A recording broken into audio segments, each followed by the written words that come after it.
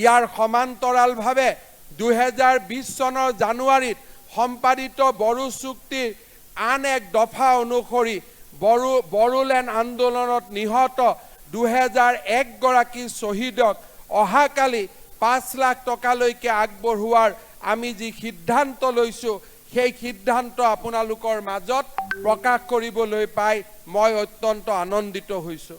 অহা সময়ত এই তালিকাৰ পৰিসৰ আৰু বৃদ্ধি পাব আৰু সেই তালিকাৰ বৃদ্ধি পোৱাৰ লগে লগে শ্বহীদসকলেও নিশ্চয় তেওঁলোকৰ অলপ হ'লেও তেওঁলোকৰ প্ৰতি আমি শ্ৰদ্ধা আগবঢ়োৱা হ'ব। ইয়াৰ লগতে অহা 31 মাৰ্চৰ দিনটো বডোফা উপেন্দ্ৰনাথ বৰ্মৰ জন্ম দিৱসৰ দিনটোক আমি ছাত্ৰ দিৱস হিচাপে পালন কৰাৰ সিদ্ধান্ত ঘোষণা কৰিছোঁ।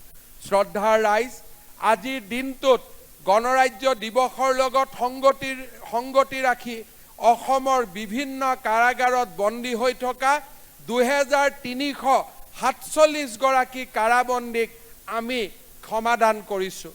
ইয়াৰ সমান্তৰালভাৱে 2020 চনৰ জানুৱাৰীত সম্পাদিত বড়ো চুক্তিৰ আন এক দফা অনুসৰি বড়োলেণ্ড আন্দোলনত নিহত 2001 গৰাকী শ্বহীদক অহাকালি 5 লাখ টকালৈকে আগবঢ়োৱাৰ আমি যি সিদ্ধান্ত লৈছোঁ সেই সিদ্ধান্ত আপোনালোকৰ মাজত প্ৰকাশ কৰিবলৈ পাই মই অত্যন্ত আনন্দিত হৈছোঁ। অহা সময়ত এই তালিকাৰ পৰিসৰ আৰু বৃদ্ধি পাব আৰু সেই তালিকাৰ বৃদ্ধি পোৱাৰ লগে লগে শ্বহীদসকলেও নিশ্চয় তেওঁলোকৰ অলপ হ'লেও তেওঁলোকৰ প্ৰতি আমি শ্ৰদ্ধা আগবঢ়োৱা হ'ব। ইয়াৰ লগতে অহা 31 মাৰ্চৰ দিনটো বডোফা উপেন্দ্ৰনাথ বৰ্মৰ জন্ম দিৱসৰ দিনটোক আমি ছাত্ৰ দিৱস হিচাপে পালন কৰাৰ সিদ্ধান্ত ঘোষণা কৰিছোঁ।